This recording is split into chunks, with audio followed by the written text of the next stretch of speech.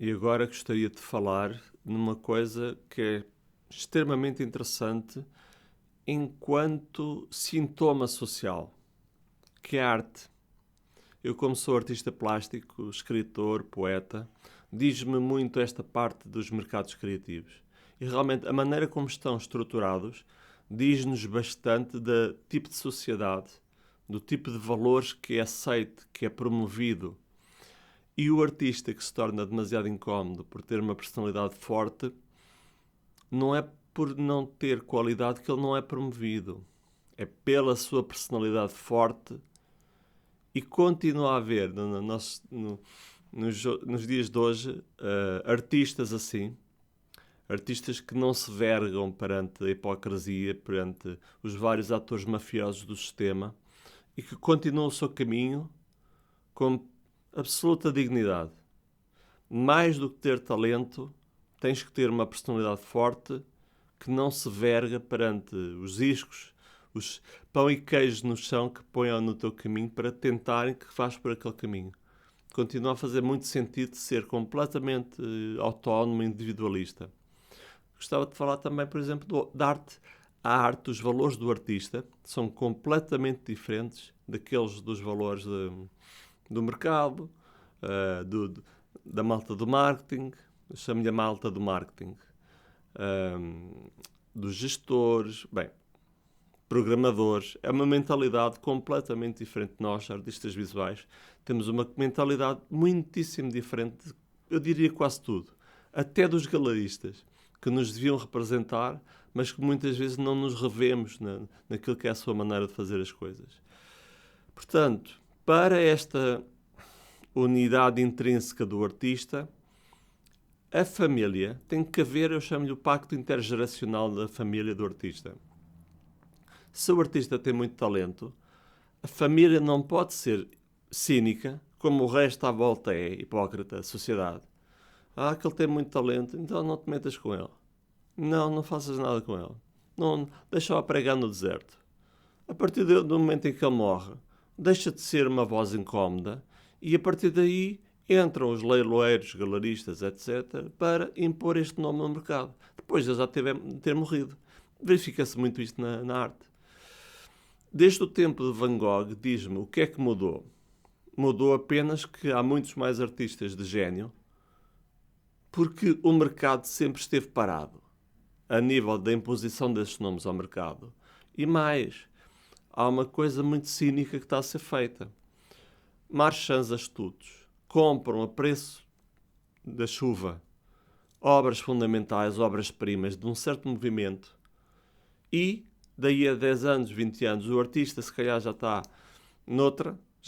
ou noutra área, ou já morreu até, e então organizamos aquilo como exposições dedicadas a este tipo de tendência artística, que muitas vezes nem são os próprios artistas a darem-se conta que estão dentro dessa tendência artística. Muitas vezes são críticos da arte, historiadores da arte, que lhes põem aquele rótulo, como foi o impressionismo. Expressionismo abstrato, etc. Aquilo vem de... O surrealismo, creio que foi o Apollinaire, um poeta que morreu na guerra e que deu aquele nome aos seus amigos artistas. O surrealismo. Surrealismo. Ou seja, debaixo da realidade, em francês. Portanto, nada mudou. Apenas há muito mais concorrência e os galeristas adoram isso. Adoram isso, quer dizer. Em Portugal, então, em Nova Iorque, ainda se tentou fazer a mínima conexão entre os artistas plásticos de gênio que lá havia e as galerias. Ainda se dignavam os galeristas ou então a mandar um emissário ao estúdio do artista ver se compensava apoiar aquele artista. Em Portugal nunca nada disso foi feito. Talvez o dono da 1111 em Lisboa, talvez esse 1111 ou 111, é uma galeria cá em Lisboa, creio que ao pé da Faculdade de Direito e do ISPA também.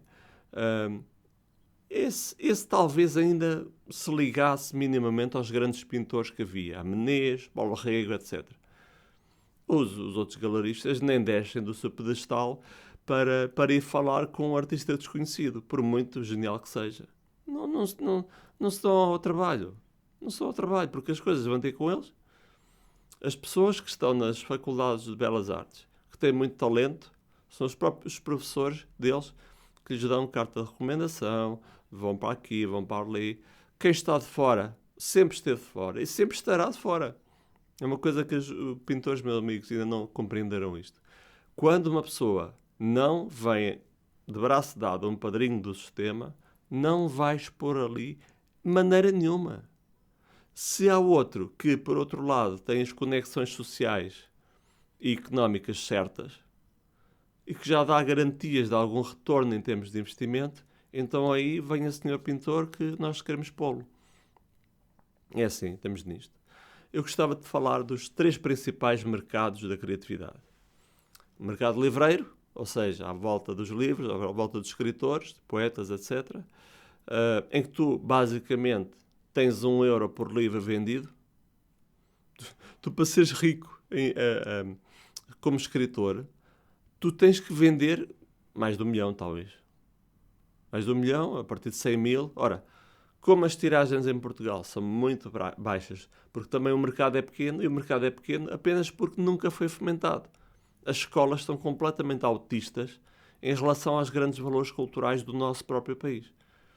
É assim que funciona. Depois há outro mercado, que é a música, um enorme mercado, porque se tornou, com o cinema, que tornou-se a linguagem mais universal, a música.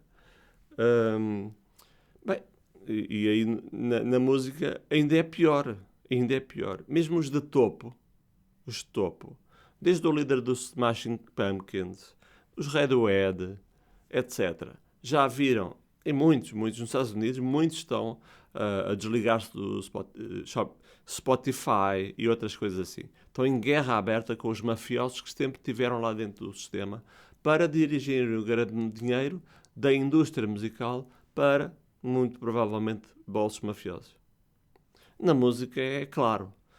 Quem tenha visto, eu não sei se viste aquele filme sobre os Queen, do Freddie Mercury. Bem, as coisas que eles lá passavam no agente dele, no produtor dele, da música, aquela malta não sabia nada de história de musical. Falavam-lhe num concerto de Rachmaninoff, não sabiam. Ou Shostakovich, ou Mozart, não sabiam o que era na história da música. É assim, esta malta que organiza ou desorganiza os mercados da criatividade não sabem absolutamente nada. Sobre o seu próprio métier que deviam saber, a música, não é? Eu posso falar, por exemplo, de 3 casos paradigmáticos.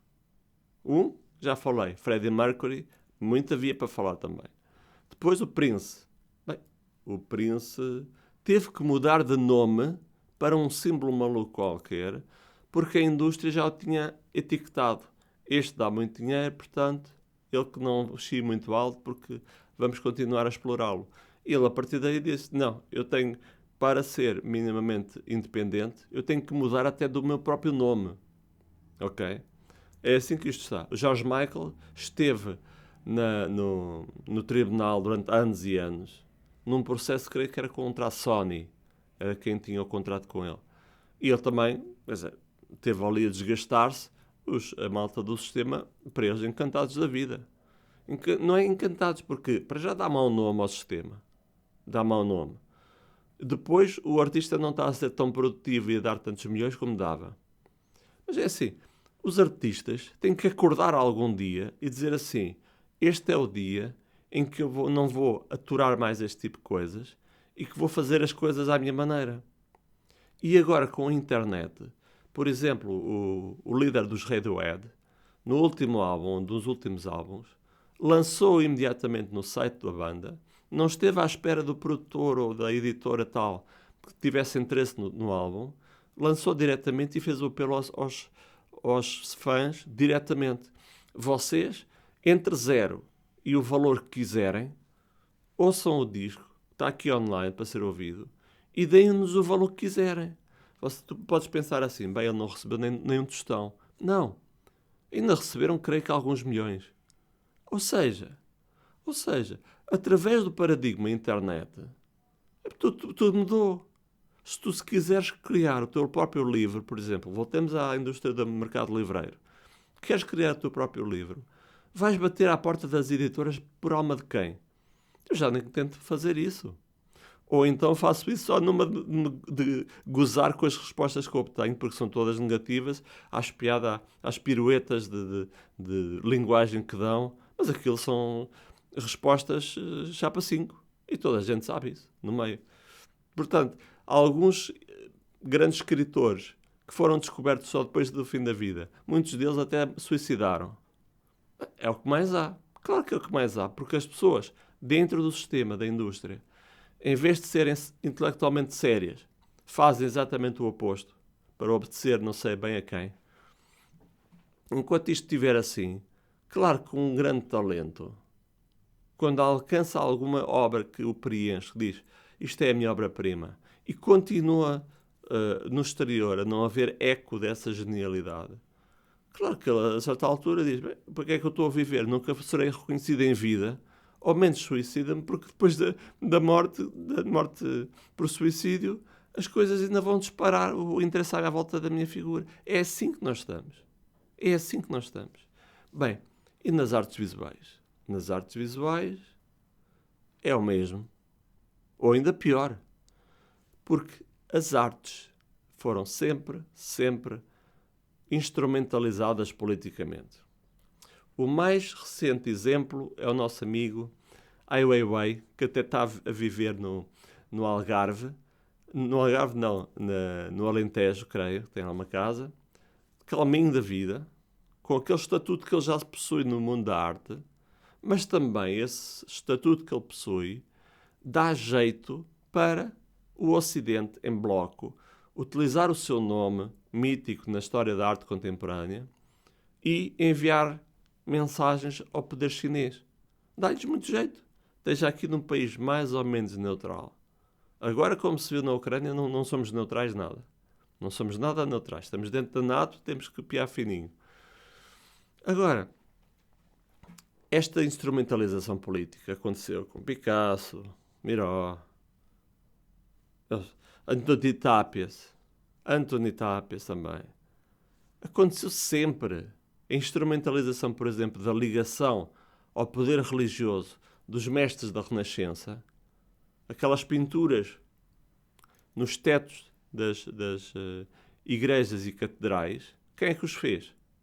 Artistas visuais de gênio da Renascença, que já utilizavam a regra da perspectiva, que tinha sido recentemente criada e que foi um completo arrasar de tudo o que estava para trás em termos de artes plásticas.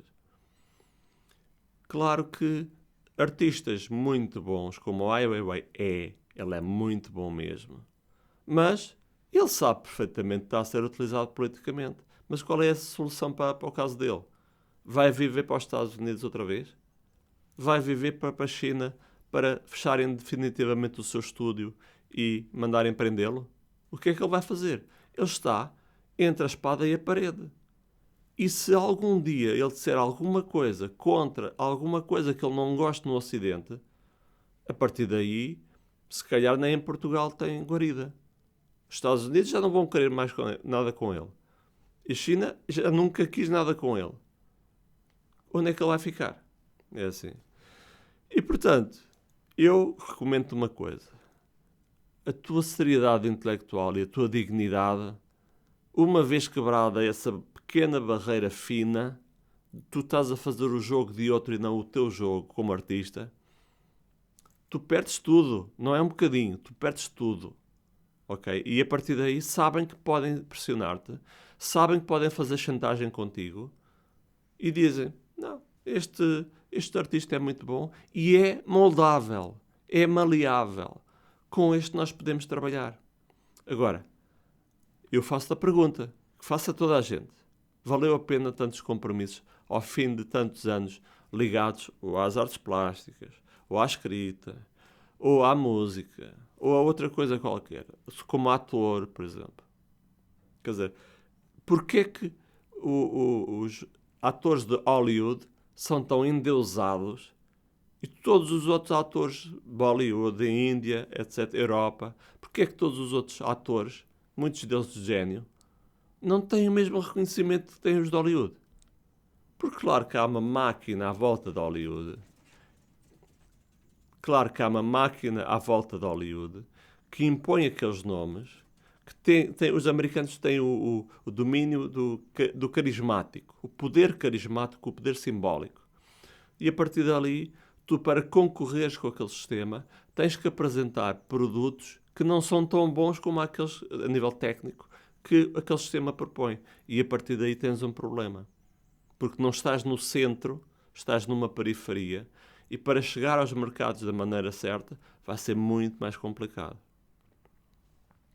Eu pergunto, por exemplo, nesta história de manter a dignidade, manter um certo respeito à tua volta do teu nome, dou um nome, Joana Vasconcelos. Eu não tenho nada contra a obra dela, acho que tem qualidade. Agora a questão é esta, onde é que está o estilo pessoal dela? Ela chega aos 70 anos, olha para trás e faz um exame de consciência, se é que nessa altura ainda tem essa consciência, e diz, onde é que está o meu estilo pessoal? Eu não tenho um estilo pessoal, diz ela, no desenho, ilustração, pintura, escultura. Eu passei diretamente para a fase dos grandes formatos. Ora, ter uma boa ideia e aplicá-lo para um grande formato, porque se tem uma oficina com dezenas de artesãos à nossa volta a trabalhar para o nosso estilo, mas aquilo é um estilo de instalação de objetos que muitos artistas têm coisas daquelas na gaveta. Só que nós, artistas visuais de pincel e tela em cavalete, somos completamente passados para trás. Não interessa a nossa criatividade. A grande criatividade está sempre em pintura sobre tela. Em estúdios pequenos onde artistas geniais fazem as suas obras. E lá mais à frente, esta malta que agora anda nos NFTs, na moda dos NFTs, eu já nem tento saber o que é isso do NFT. É só mais uma moda para alguém ganhar dinheiro. Também já ouvi dizer que, tal como a Bitcoin, é outro esquema Ponzi de pirâmide. Não sei. Pode ser, pode não ser. Também não me interessa muito saber se é ou não é, porque esse nunca foi o meu jogo. Isso nunca foi o meu jogo. O meu jogo é o da criatividade, dignidade, honestidade intelectual. Gostar genuinamente de outros pintores e querer que eles estejam bem. Querer que eles estejam bem. É só isso que me interessa. E, portanto, um artista, quando é bom artista, não faz grandes compromissos. É assim que eu sou. Agora, isto leva a um enorme silêncio à volta do nosso nome no mercado. Leva a uma enorme tentativa de esquecimento do nosso legado. E aí é que nós temos que pôr os pés à parede, as mãos na parede e bater com a mão na mesa. Nós não somos assim. E, portanto, eu diria, tu, se és um artista, és de facto um artista, tens essa consciência que tens um trabalho que vai sobreviver a estes tempos tão banalizados, e eu só tenho que bater palmas ao teu trabalho e à tua personalidade. Não é só o trabalho, é a tua personalidade. Não deixares que te rebaixem, manteres a tua dignidade intelectual, a tua honestidade. E onde estiver outro talento, grande talento, seja na pintura, seja na escrita, ires lá, pelo menos esse contacto humano, tu enquanto artista, ligas-te a outro artista e dizes, olha, eu não tenho grande chance de te promover, mas eu acho que és um grande artista. E foi um prazer conhecer-te. Acho que é o mínimo. É o mínimo.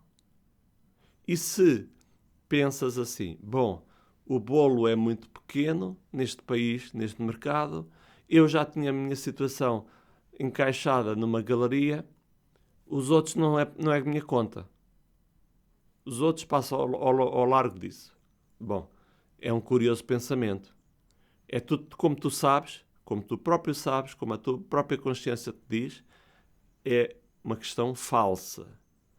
Tu ficas a dever à tua consciência o facto de não teres indicado àquele artista, olha, não é abrir a porta, é dizer, pelo menos vai falar com aquela pessoa, naquela instituição, para veres se é possível ficares encaixado em alguma situação que te dê algum sustento.